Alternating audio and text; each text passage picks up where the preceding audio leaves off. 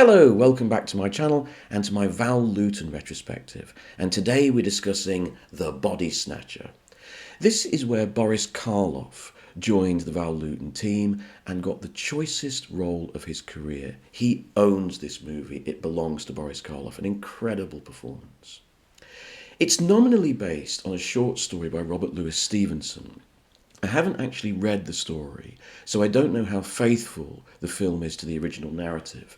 But I get the feeling, watching it, that actually the script, which is superb, by Philip MacDonald and was later revised by Val Lewton, I think the script is more inspired by the actual real-life events that inspired Stevenson himself. And that is the story of Burke and Hare. This goes back to the early 1800s in Edinburgh. And two men, Burke and Hare, they supplied corpses to a renowned doctor, Dr. Knox. He was an anatomist. And they were telling him that they were getting them from the local graveyard. In fact, they were murdering people in their local neighbourhood. They killed 16 people. And eventually they were brought to trial. Knox got away scot-free. He became a free man. The judges decided that he had no knowledge of this, though in fact, for the entirety of the rest of his career, he was scorned by the medical establishment. Anyway. But this is a very famous story, and it inspired, much discussion throughout the 1800s, and there's been loads of versions of this story. I think this film is the best cinematic version of the story.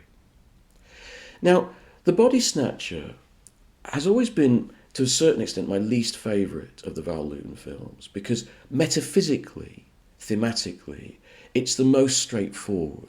There's no supernatural element in this film at all. But it makes up for this, actually, with the intelligence of its script writing and the complexity of its theme and its characterisation. The characterisation is really complex and beautifully acted and beautifully scripted. And what's at stake here is the price of human knowledge, the price of science.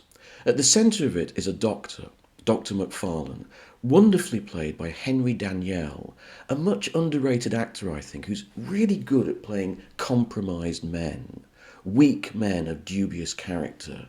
He's very good in The Suspect opposite Charles Lawton, if you've ever seen that film. He's a great Hollywood villain, and I don't think gets enough credit. So he runs this anatomy school in Edinburgh. By the way, Edinburgh, the old Edinburgh, is beautifully evoked. This is a very cheap film, very low-budget film, but with gorgeous, wonderful lighting, brilliant production design. You really get this fantastic evocation of old Edinburgh. It's worth bearing in mind that this is a very early film from Robert Wise, and he directs it beautifully. His control of atmosphere, milieu, and the actors is first-rate. So he's running this anatomist school, and Boris Karloff is a local cab driver who on the side is supplying him with bodies, and they seem to have they seem to be tied in their past somewhere.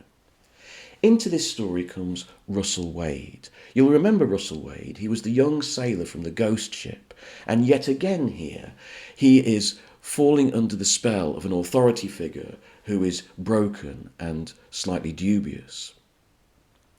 Then a third figure comes into the story, and again we have a young child, like the girl from Curse of the Cat People, who is friendless. Her trouble, though, is not so much psychological as physical. She's been hurt in an accident and she's paralysed, and her mother is looking for a miracle cure. She comes to Dr. McFarlane for that cure. Now, the entrance of the girl into the film is very well handled in the script and is crucially important for how we see the characters throughout the rest of the narrative. She's brought to the doctor's door in the cab driven by Boris Karloff. And brilliantly, when we first see Karloff, he is a sympathetic figure. And he picks up the girl in his arms, he takes her to his horse, introduces her to the horse, and sets up a bond between her and the horse. This will contrast with the way that the girl interacts with the two doctors. The Henry Daniell doctor just is cold and authoritative and can't get a response from the girl at all. The young doctor, played by Russell Wade, he treats her like a child, he creates a bond, but he doesn't have that special relationship that Karloff has created with the girl. Those three approaches will resonate throughout the entire movie. Eventually, Wade will persuade the older statesman to do the operation, right? But what's interesting is that after the operation, the girl still can't walk. Physically, she's fine, but psychologically, she still feels that she's unable to do it. This is the key of the film, right? It's the key of the movie because the movie is about the limitations of science and medicine. The doctor, Dr. McFarlane, played by Henry Daniell, is brilliant. But as Karloff explains to him in the best scene in the film, he doesn't really understand. He understands the mechanics of the body, but not the mechanics of the soul. He understands the brain's impulses, but he doesn't understand what triggers a thought, what triggers a feeling. And of course, at the end of the film, this will lead to his downfall, because he kills the Boris Karloff character and thinks he's freed himself of him. But in the final scene, the subconscious guilt of that act comes back to haunt him.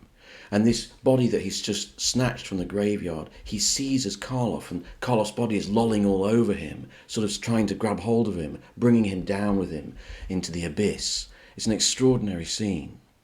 So the doctor cannot see the human realities, the emotional realities. And because of this, he can't relate to this young girl who needs his help. But Karloff and the young man can. And this is where the film is wonderfully complex. Karloff is a villain, he's a monster. But he is also the least compromised person in the entire narrative. And what I mean by that is the person who is most clear-sighted about who he is and his motives. Everyone else in the film is compromised. Even Russell Wade, the young man, immediately falls in with Henry Daniell's body-snatching tactics. Henry Daniell's wife is fully aware of what's going on in the house. One of the things I love about this film is, usually in horror movies, you get bad people and good people. You get the innocents and, the corrupt. What I love about this film is there is no false innocence. These are complex adult characters who know exactly what they're doing and exactly the corruption they're getting themselves into. That's one of the beauties of the film. Karloff, supposedly the villain, sees this more clearly than anyone. He knows exactly why he's doing what he's doing. He's doing it because, as a poor man, and as someone who needs to get his self-esteem from somewhere, by constantly punishing and keeping hold of this rich man, he gains his self-esteem. He gains his pride. This is outlined in a brilliant speech in the film. He's very aware of all the compromises and all the moral hypocrisy of the betters in his society. It's very unusual for a Hollywood film to deal with class and social status in such a complex manner. And think about this. If Karloff is the real villain of the piece, how is it that it is his actions with the girl at the beginning, introducing her to the horse, which will eventually be that spur that allows the girl to get up off her wheelchair and walk? Because Karloff tells her, look, if you see the horse in town, it will say hello to you.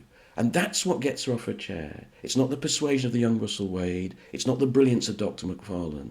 It is that humanity, that sensitivity that Karloff can show because he has no blinkers about who he is.